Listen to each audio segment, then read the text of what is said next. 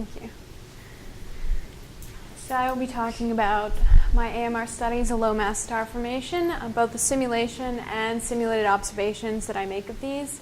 And my collaborators are Chris McKee and Richard Klein at Berkeley, also Mark Krumholtz, now at UC Santa Cruz, and Alex Shestakov at Livermore. So first I'm going to give a brief overview of 4 key elements of star formation, and then motivate my simulation studies of driven versus decaying turbulence and why that might be interesting.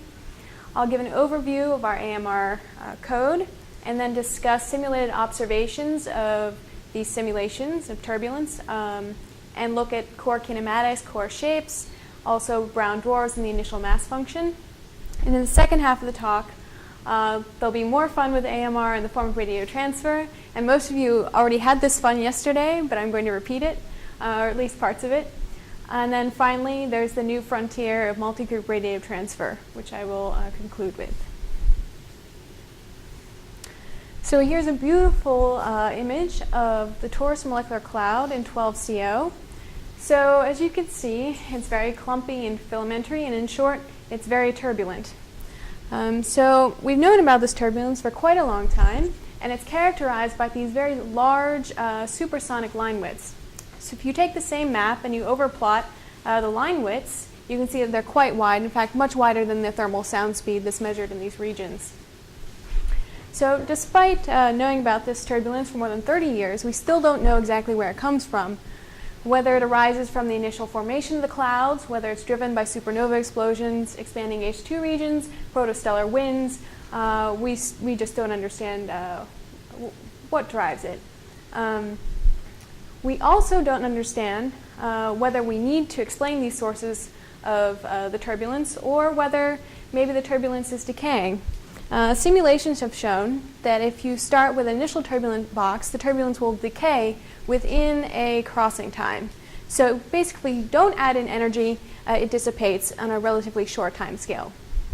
So whether you believe that the turbulence needs to be driven or is decaying in part depends on your belief of how long molecular clouds live. If you think they have short lifetimes, then you don't need to explain the turbulence. You can just start with it in the cloud from formation. But if you think that the clouds live for several dynamical times, then you need to explain this. The second key ingredient is gravity. When you introduce gravity, you get a characteristic length scale, the Jeans length, which determines the scale at which cores might become unstable against their own self-gravity. It depends upon the thermal sound speed and the local density. So it turns out, between these two competing forces, turbulence and gravity, the star formation is in fact slow, and the clouds are observed to be approximately virialized. That is, the gravitational energy of the cloud is approximately proportional to the turbulent energy. So here's a plot from Krumholtz and Tan 2007 showing the star formation rate versus the number density. So you can see that for a wide variety of tracers and different regions, the star formation rate seems to be bracketing a few %.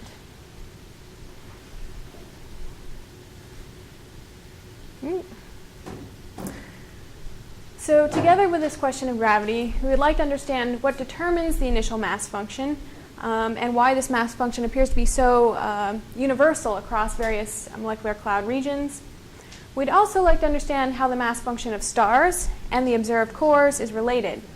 So recent work has found that the mass distribution of cores looks very similar to the shape function for the mass distribution of stars. So at first glance, it would seem this is an easy problem, except there's a problem that stellar systems are actually not generally single. You have binaries in multiple systems. So it's not necessarily true that one core forms a single star. So this is a problem that's still being worked on. So another key process is radiative feedback, which I will mainly be talking about in the second half of this presentation. So stars, when they're forming, particularly massive stars, output a huge amount of radiant energy, which has the effect of heating their local environment, in some cases fairly significantly.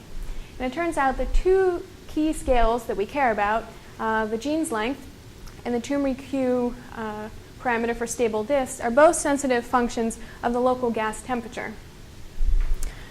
So in that case, it turns out that stellar feedback may actually suppress local core fragmentation and disk instability.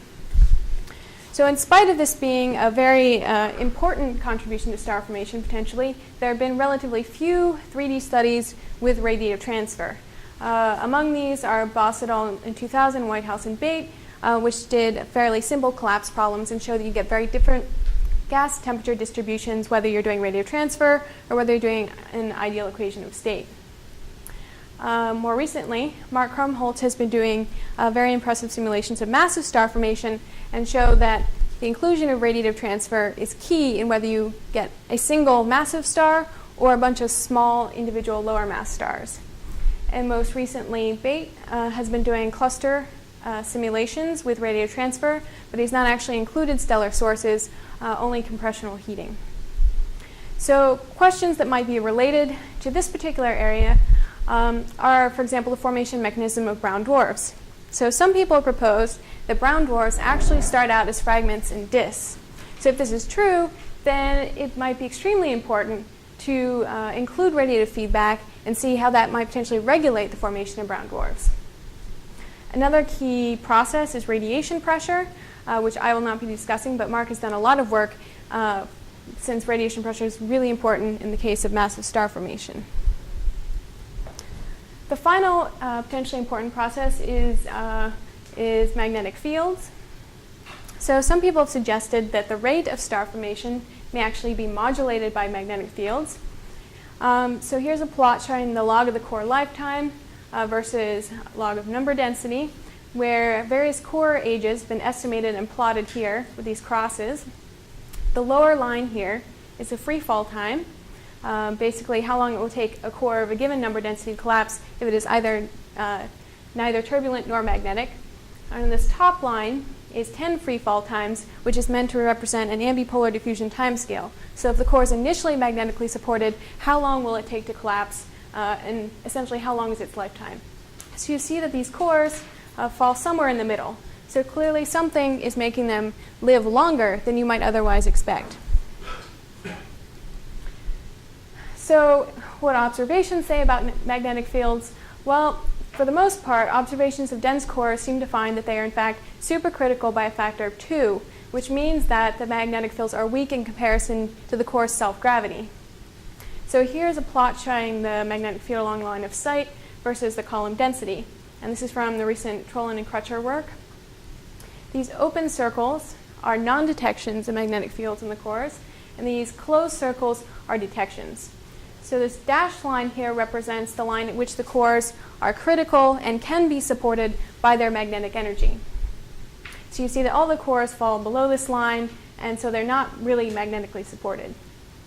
In this paper, they also compare the kinetic energy measured in the cores to the magnetic energy, and they find that the kinetic energy is also about twice that of the energy from magnetic fields. So even if you don't believe that magnetic fields regulate star formation, perhaps they influence other things. For example, perhaps magnetic fields influence core shapes, and I'll be talking about core shapes a lot later. And potentially magnetic fields may be responsible for these quiescent long-lived cores. So Stella said that Frank Stewart here would object violently and say that magnetic fields are important, and that point out that if they were really unimportant, why would that ratio be 2 and not tens or hundreds? Is there some uncertainties in the geometry and whatnot? Yeah.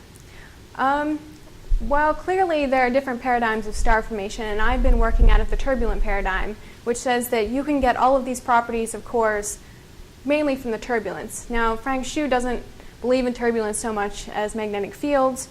So, yes, I mean, you can argue from that perspective, and which is why I cited these observations. These are actual measurements of the magnetic field. And this argument has actually been carried out on AstroPH, back and forth between some of these groups. And the observations say, cores are not strongly magnetized. So I think Frank Hsu would have to argue with that before he argues with my simulations. But does that answer your question? Yeah, no, I guess just the argument being that, that a factor of 2 means that it's close to being marginal, and so that means that it's perhaps not so. So there are also a lot of non-detections here too. So, yeah, so clearly magnetic fields can give some support, but it's not the dominant influence. And a lot of Frank Schu's theory has really supposed that magnetic fields are dominant, not just, close to being important. Do you know what the error bars mean in non-detection? I'm not actually sure about that. I guess there is some uncertainty based upon their detection limits. So they don't see it, but maybe they use some Bayesian analysis technique, I think, to constrain these measurements. So I don't exactly know how they place the error bars here.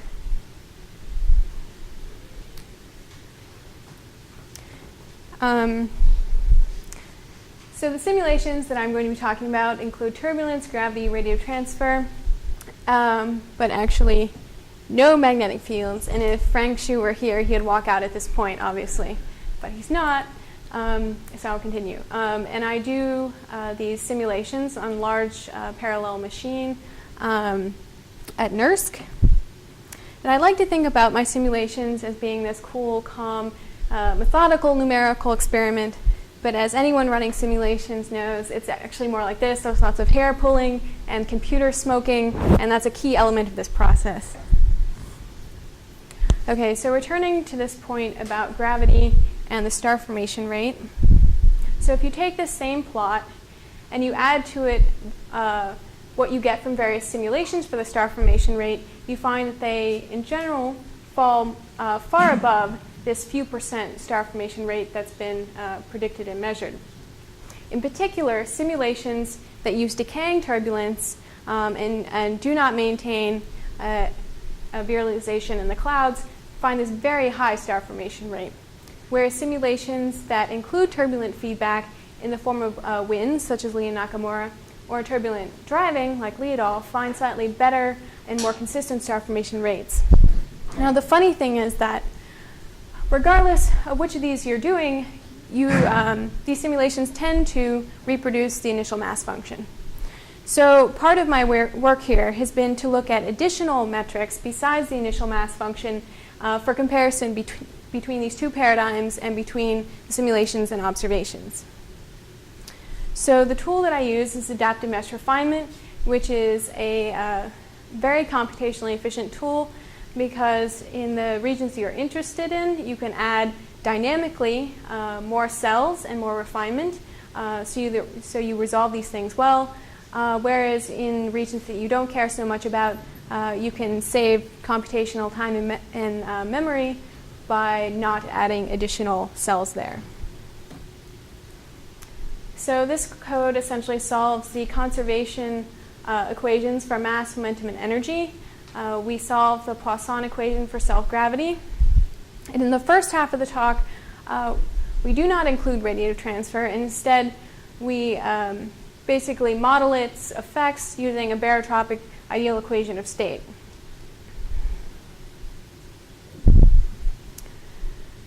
So to set up the initial conditions of the simulations, we start with a turbulent periodic box. First, we have constant density, and then we drive it with some turbulent distribution to set up an energy spectrum. So we do that for 2 crossing times. And at the end of that, for one simulation, we turn on self-gravity and just allow the turbulence to decay. Whereas in the other simulation, we continue driving along with the self-gravity. So these 2 simulations will have a 1D Mach number around 5 and large-scale driving. We add sync particles in regions of the flow that exceed our maximum resolution. These simulations are scale-free, but for example normalization, you can use T equals 20 Kelvin, 2 parsecs on a side, and around 1,000 solar masses. What are initial conditions? Is there random noise or Gaussian? The initial conditions for the perturbations, we basically generate a distribution of Ks randomly in Fourier space that fall between these 2 wave numbers. And then we apply those perturbations at every time step to maintain a particular turbulent Mach number. Where 3 and 4 are units of 2 pi over the box? Or? Yeah, so you can think of it in terms of the scale of the box. So 1 to 2 would be the same size of the box, and this is slightly smaller. And each acceleration of fluid is uncorrelated with the box. Each acceleration of the fluid is correlated with the... Uncorrelated with the last one? Well, in the sense we use fixed pattern driving, so we only generate one distribution of the perturbations. We use those every time step. So you can try and switch it up and say alternate patterns, but we don't find that makes a huge difference.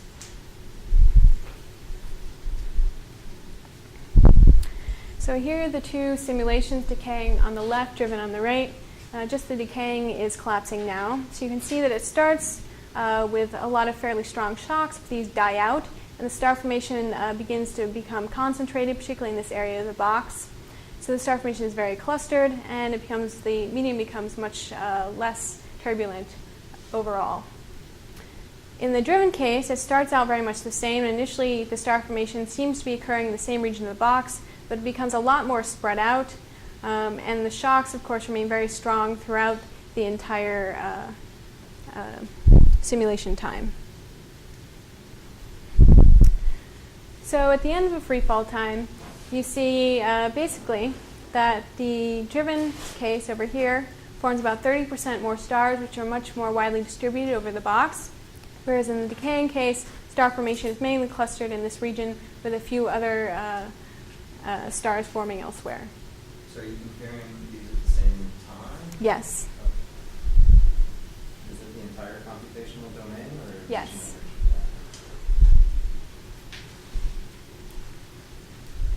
So the first metric that I'm going to use to compare the two simulations and observations is a metric of core kinematics. And this is prompted by a number of recent papers looking at core kinematics in Rho and Perseus. So Andre et al. In 2007 observed Perseus, which is a fairly small local star-forming region, around 1 parsec on a side and a few hundred solar masses. Perseus is a little bit further away, and it's a bit larger, 5 parsecs by around 25 parsecs projected on the sky, and it has around some 20,000 solar masses in this region. So if I'm going to compare with observations, the first thing I need to do is actually define a core, which can be a bit sticky. So I've chosen the best observational method and the one that's used by at least 2 of these papers. So the way they do it is first generate a dust emission map. Now I can do this by assuming that the domain is optically thin in the millimeter, which it is. And then the dust intensity is roughly proportional to the column density using this formula, where this depends upon the beam resolution, the dust opacity, and the dust temperature.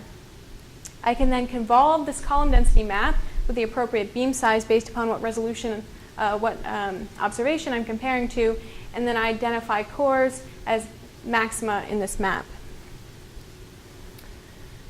So doing this procedure, I can observe the simulations at a distance of 150 parsecs and beam size of 26 arc seconds, and the 2 simulations look like this. So the next step, once the cores are identified, is to actually do radiative post-processing as if we were going to observe the 2 simulations in different tracers. So commonly, observers use molecular tracers such as CO, N2H+, and ammonia, and these are mostly optically thin and low-mass star-forming regions. So I can try and reproduce these observations by assuming that the gas is in statistical equilibrium, that radiative pumping is negligible, and then I can calculate the emergent intensity in each pixel and each velocity channel. But again, I need to smear the data for the appropriate beam size and then generate a position-position velocity cube. So to get the intensity, I also need to adopt a chemical abundance for each of these molecules and a depletion cutoff above which the molecules, say, would be frozen onto dust grains. So the equations are on the slide. So you have the equation of statistical equilibrium, where basically you plug in the appropriate Einstein A and B coefficients, solve for the level populations, and basically we tabulate it as a function of number density.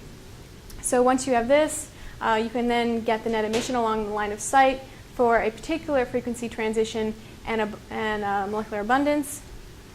And then you can get the intensity of an optically thin cell in the domain by multiplying this by the cell size and the line shape function, which we assume is Maxwellian.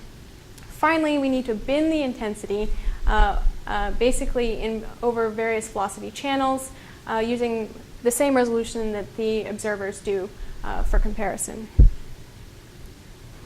So doing this whole process, we can then observe a particular starless core, where this is the intensity here, and this is the velocity along line of sight here. So we get this nice line profile where we basically care about two things. The first thing is the centroid velocity, which is an intensity-weighted velocity, which essentially gives you the bulk motion of the core. The second thing is the velocity dispersion measured at the line center, and that gives you the internal motions of the core. For example, how turbulent it is or whether it might be collapsing. So the first comparison is with the centroid velocities of the core, basically the bulk motions. So I plotted the cumulative distribution here as a function of the centroid velocity normalized to the observed gas velocity. So the black line here, for example, is rho OF for the starless cores as measured, and the red line is my driven results, and the undriven is in blue. So you can see the lines, while not perfectly aligned, do seem fairly similar. In Perseus, we include starless and protostellar cores, and the black and the green lines are the observation, and the red and blue lines are the simulations. So to give you an idea of what kind of agreement this means, say take down here, you have the black line is Perseus, and the green line is Kirkcaldy, which is basically observing the exact same cores, but reducing the data slightly differently. So basically, observation by two different observational groups gives a spread of about this much. And the simulations seem to follow along there pretty well.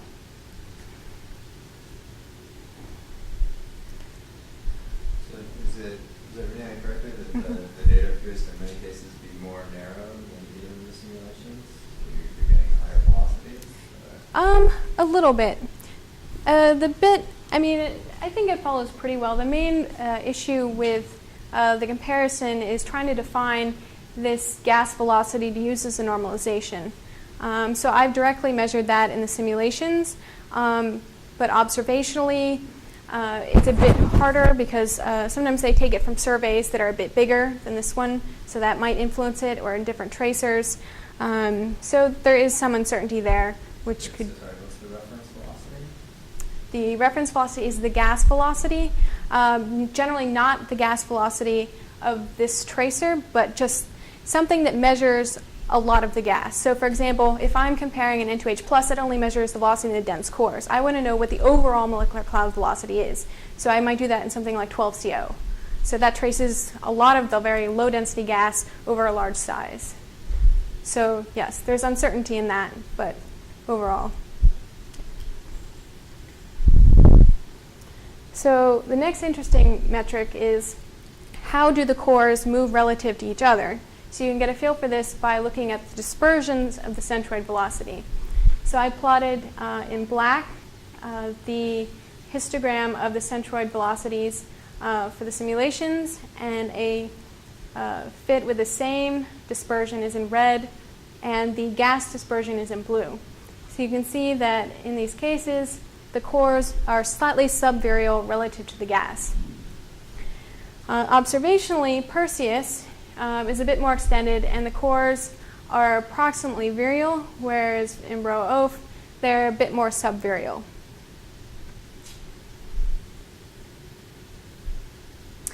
So the second metric is velocity dispersion. So you're asking about the agreement of the first measure. This measure is clearly having much more issue with agreement. So you can see, again, this black line is rho OF as observed, and the red is the driven, and the blue is the undriven. So you can see that basically the simulations seem to generate cores with a higher velocity dispersion than what's observed. This is also true to some extent in Perseus. Initially, the cores agree quite well, but there's a large population of high dispersion cores in the simulation that's not really observed in Perseus. So to try and summarize the similarities and differences, I find the simulations have prestellar cores that are mainly subsonic in agreement, but maybe slightly higher dispersions than what's observed. In contrast, the protostellar cores tend to be higher dispersion. The driven case, they're transonic, In the decaying case, they may even have supersonic line dispersions, which is not observed. For example, Kirk et al. Find only a slightly transonic median dispersion for the protostellar cores. So why is that?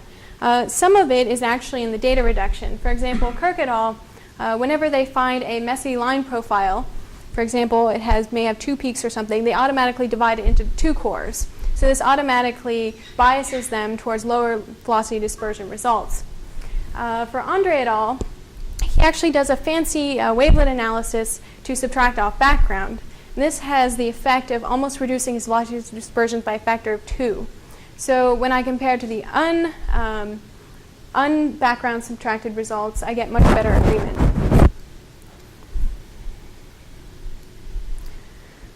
So it's also interesting to actually look at what's going on around the core, not just a line of sight through the core center, but actually make a map of the core envelope, for example. So you can do this by essentially plotting the velocity dispersion as a function of position. In order to compare with the observations, I've essentially added up all my cores and plotted the dispersion as a function of radius.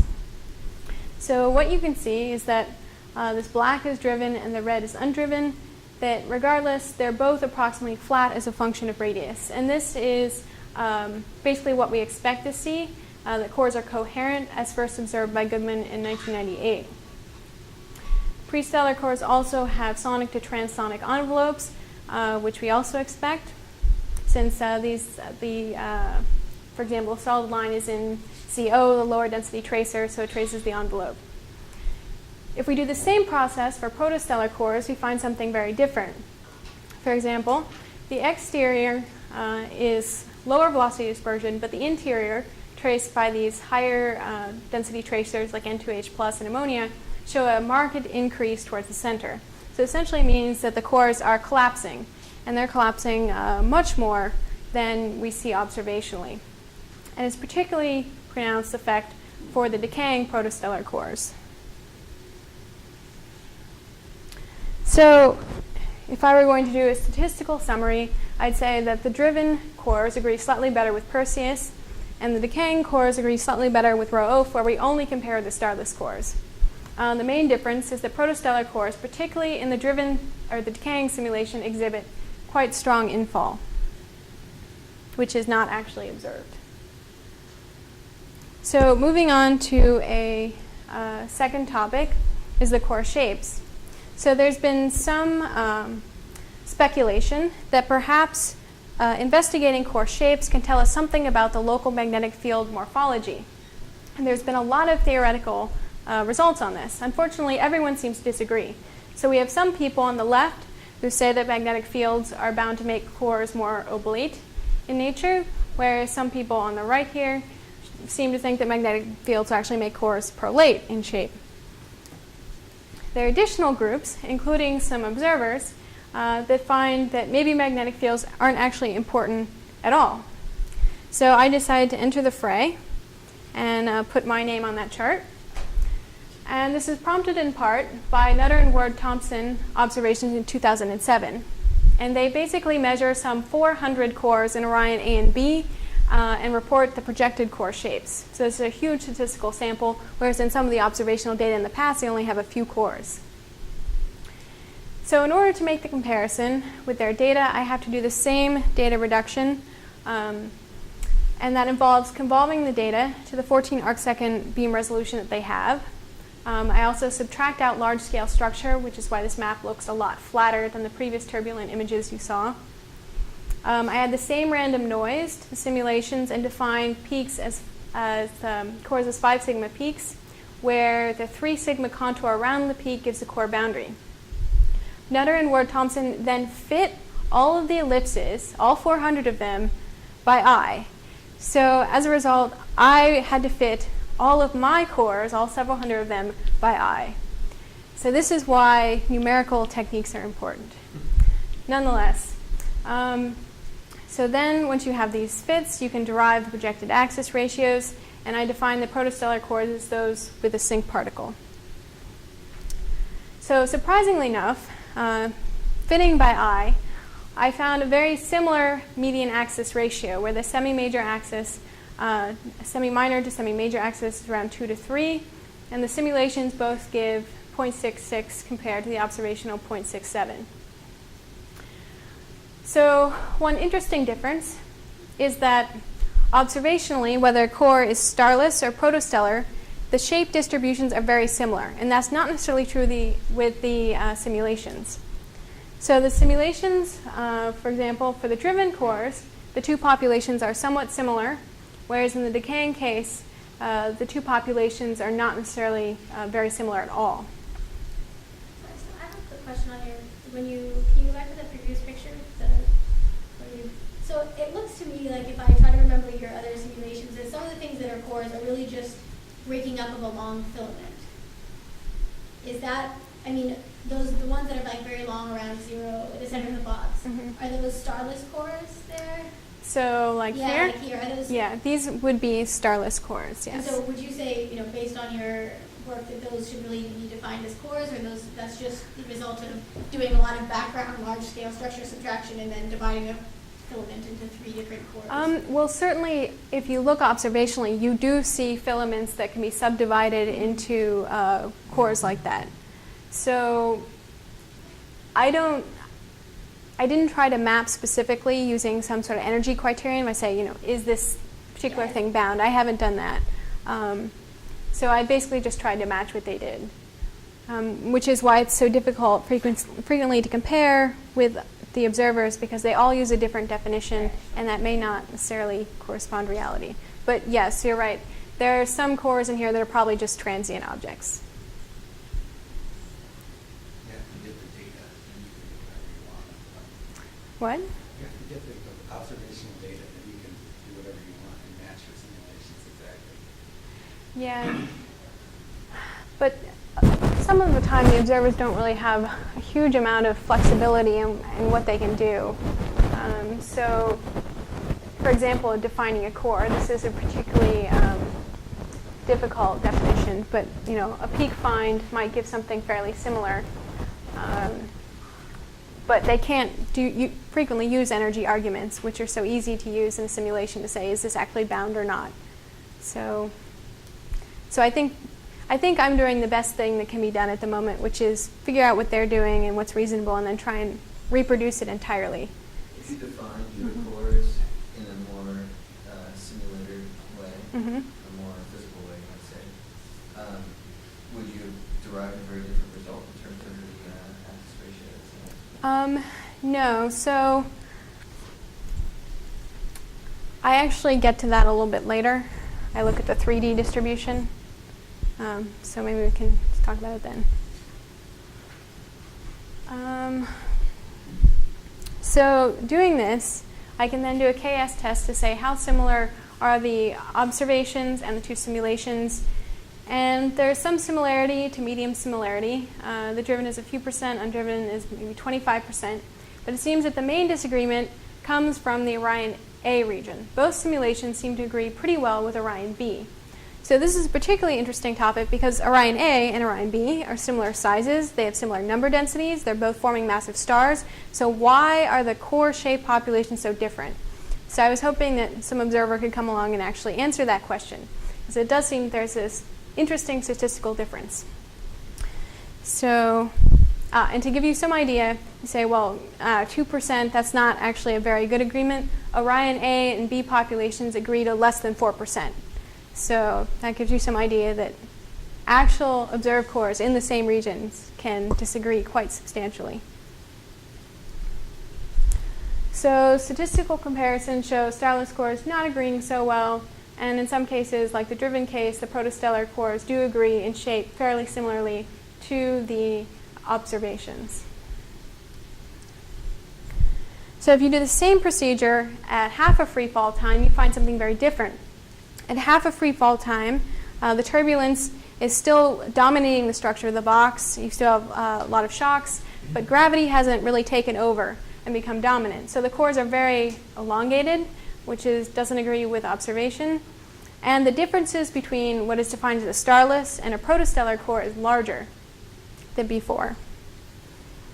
So in summary, agreement is worse at early times, and gravity has a large effect on core shapes, which seems to be to make them rounder. And if you look in 3D, and you find that gravity produces predominantly triaxial cores. That is, if you deproject the cores I've shown into 3D, you find that they're mainly triaxial. So some perlate, some oblate, but in general kind of blobby objects. So up until now, I've mainly talked about cores, which is on around a 0.1 parsec size scale. So looking at cores doesn't really tell you much about the systems that actually form. So in order to compare the two simulations, I did a high-resolution study in the two cases, picking out cores and resolving down to 10 AU, so you can actually resolve the stellar system that forms and the disks to some extent. So when I do that, I can then plot the mass distribution and compare to the actual observed Chabrier 2004 IMF.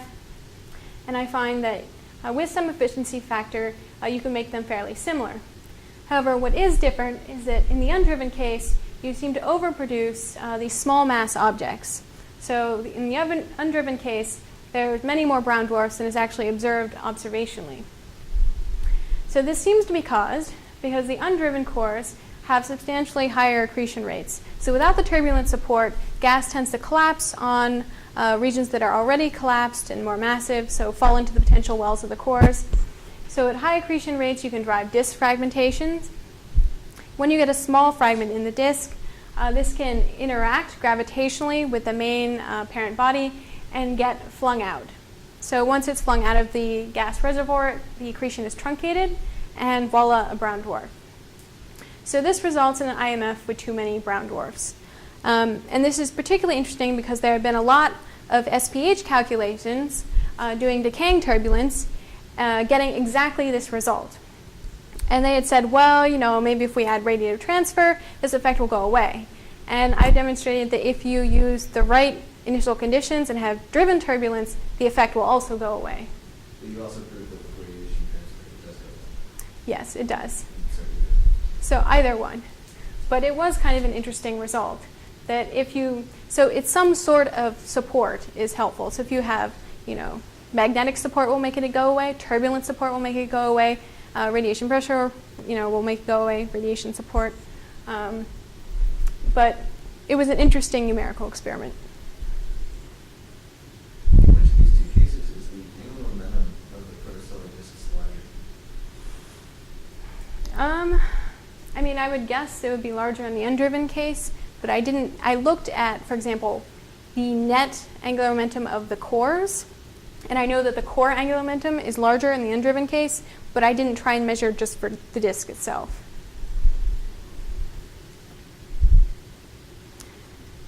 So moving on to the second half of the talk, it's actually including radiative transfer. So this is the simulation that's been in the background the whole time. It is my pride and joy radiative transfer calculation. And so most of you probably heard most of this yesterday, but hopefully you get to watch the movies again. Yes? Sorry, are those periodic copies of your simulation Yes. box? Yes. The simulation is periodic, so it makes a lovely background. It's also on my webpage. It's a great webpage background. So with radiative transfer, now we actually have to solve for the radiation field. So you can do that using the radiative diffusion equation, which is only strictly correct in the optically thick limit. So you have to add a flux limiter so that the radiation limits the appropriate speed in the optically thin limit. If you don't, you can actually get a radiation field that moves faster than the speed of light, which is obviously bad. So unlike the previous simulations, this is actually not scale-free because we use real dust opacities, so our units are pretty much fixed. We use a 1D Mach number of 4, large-scale driving, initial temperature of 10 Kelvin across the domain, 0.65 parsecs on a side, and a couple hundred solar masses. So here's a movie of the log column density from the time the first star forms. You can see that stars are forming in this high-density region in the center, which is being fed by some filaments here. If you then look at a similar movie without radiative feedback, starting at around the same time, you see again the gas is mainly collapsing the center, and you still have these feeding filaments here, which are contributing to the mass of the central region. The key difference is that, unlike in the radiative feedback case, there's no thermal feedback to suppress additional fragmentation. So you get these very significant increases in number of fragments and stars within that region, which you don't see in the radiative case. So can I ask you a question on radiative? So at the very initial moment, the density is more or less homogeneous with small fluctuations, or it's already significant homogeneity? So basically, I say time t equals 0 is when gravity is turned on, but by that point, I first drive the calculation for several crossing times to set up the turbulent spectrum. So at the t equals 0 when gravity is turned on, I already have a turbulent spectrum.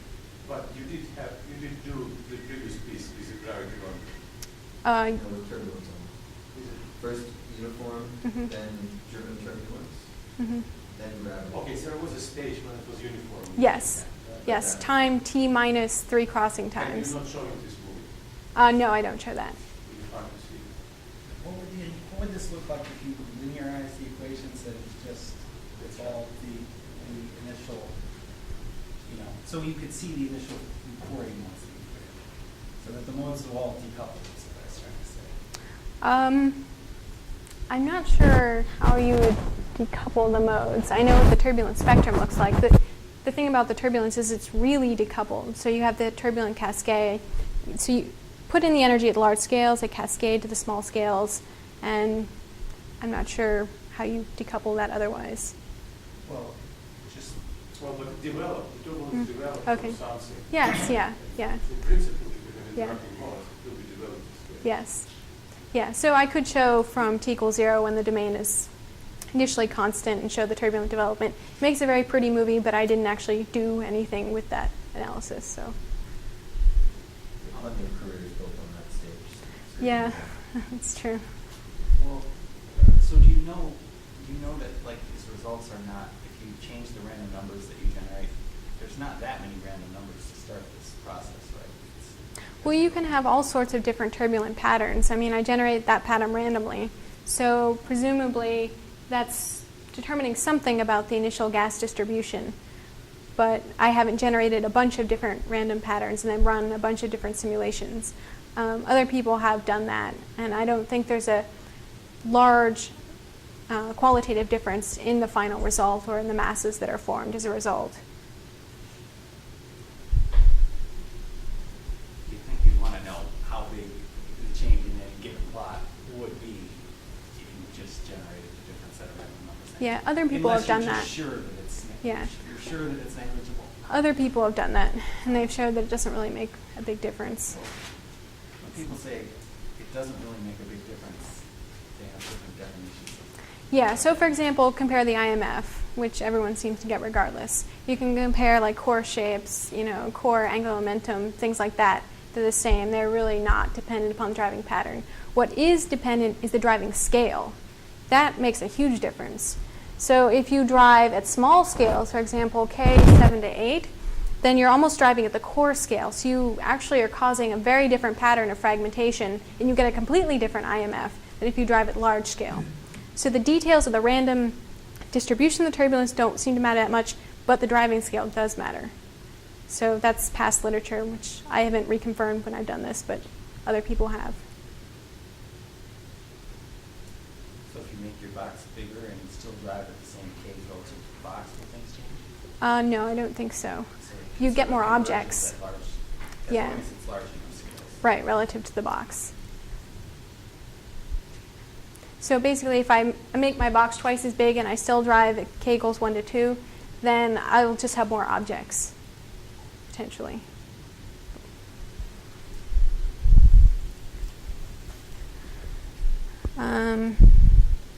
Yeah. Okay, so if you look at the mass distribution between these two cases at a particular time, you see that the non-radiative case, without this thermal heating, at any given time you have these small fragments.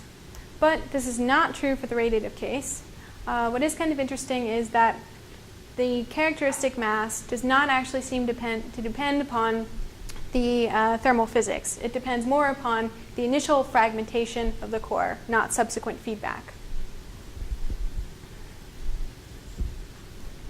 So if you plot the temperature distribution in the radiative case as a function of density, you can see that there's a very wide distribution, with most of the hot gas seeming to be over here at the high density stuff, as we'd expect, because the high density stuff is basically where the stars are. However, a lot of these calculations, particularly turbulent calculations, even the calculations I did in the first half of the talk, try to mimic this turbulent heating behavior with a single equation of state, so that temperature is single valued as a function of density. So that, of course, is a much cheaper calculation computationally, but is not necessarily actually a good model of what radiative feedback does. So I've then plotted the accretion rates as a function of time for the first two forming objects. You can see that initially the magnitude of the accretion is fairly similar, but the key difference is that in the non-radiative case, you have these sharp accretion spikes, which is basically caused by clumps in the disk accreting onto the main object. In the case with feedback, the disks are a lot more stable and less clumpy, so you don't see quite the same level of episodic accretion that you see in the non-radiative case. So episodic in general is, episodic accretion is generally pretty interesting to observers, because if you assume a constant accretion rate similar to what's observed, you don't actually produce the expected characteristic IMF. So clearly there seem to be bursts of accretion in the observed objects, and we would like to actually understand that problem. For example, how much of the time does a particular object spend in these high accretion modes?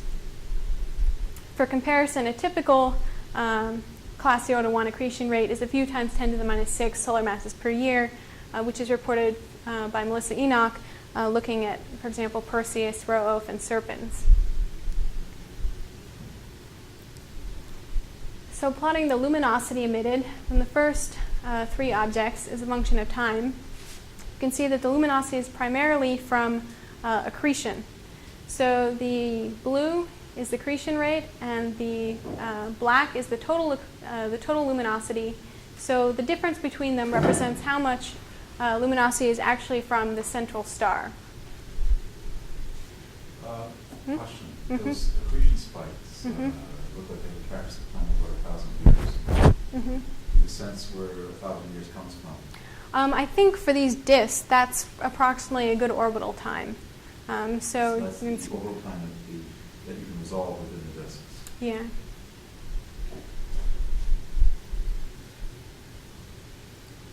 Okay, so though this is now a step in the right direction, actually including radiative transfer, there's more work to be done, because in reality, radiative transfer is actually a function of frequency, and there's frequency-independent behavior that we'd like to resolve.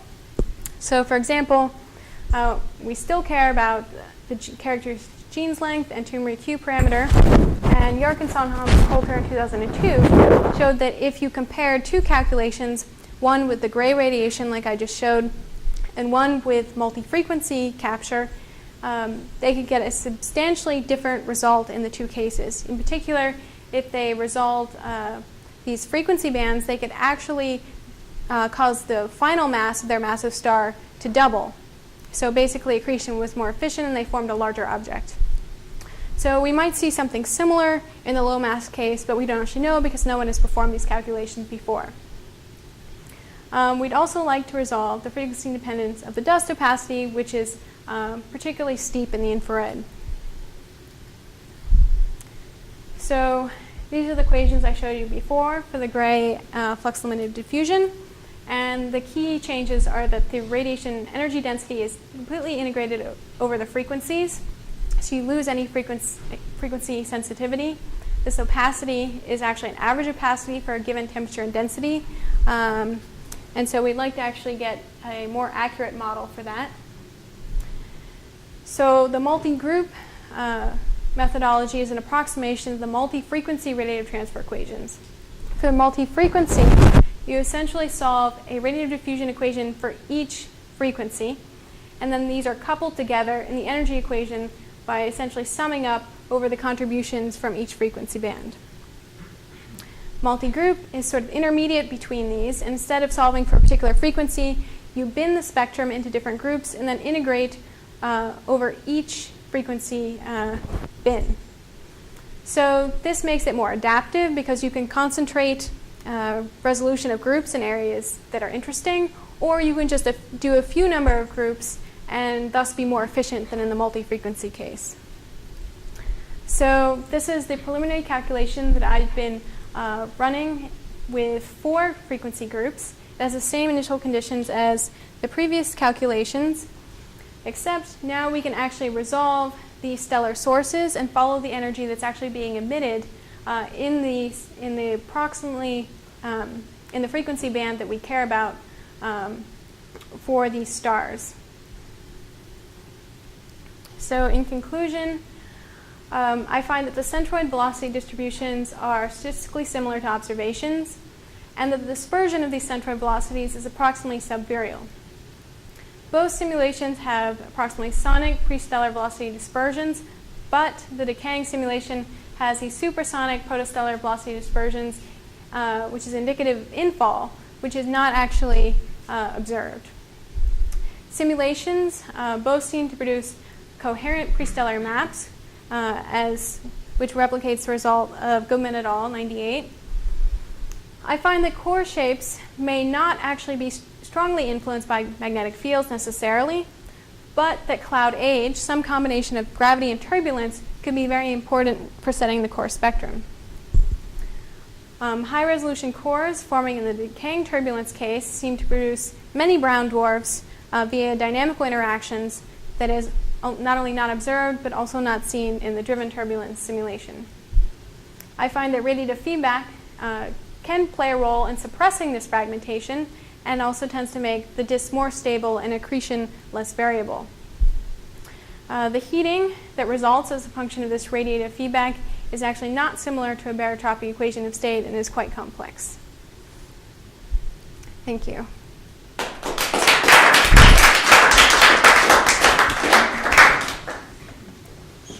more questions for Stella?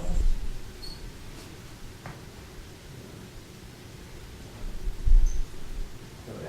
So not to harp too much on the initial conditions, but obviously they're really important, right? Because that's what's giving you the density fluctuations that you need. I think so getting the right statistical initial conditions is important, but whether there's a overdensity in one particular place or not is not particularly important, I don't think. It seems like all the cases you did had a Mach number of either 4 or 5. So that's set by the line width size relation. So basically the line width size relation says that the larger the cloud is, the higher the velocity dispersion. So I've been doing relatively small things. So small being 1 to 2 parsecs or so. So it's automatically set by observation. That's where that comes from.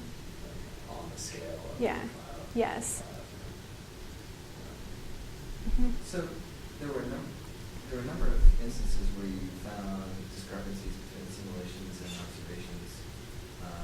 Sometimes it wasn't too discrepant, but it was always a little bit. Would you say that that level of discrepancy could be accommodated by the effects of magnetic fields? Well, it depends upon which case I think you're talking about.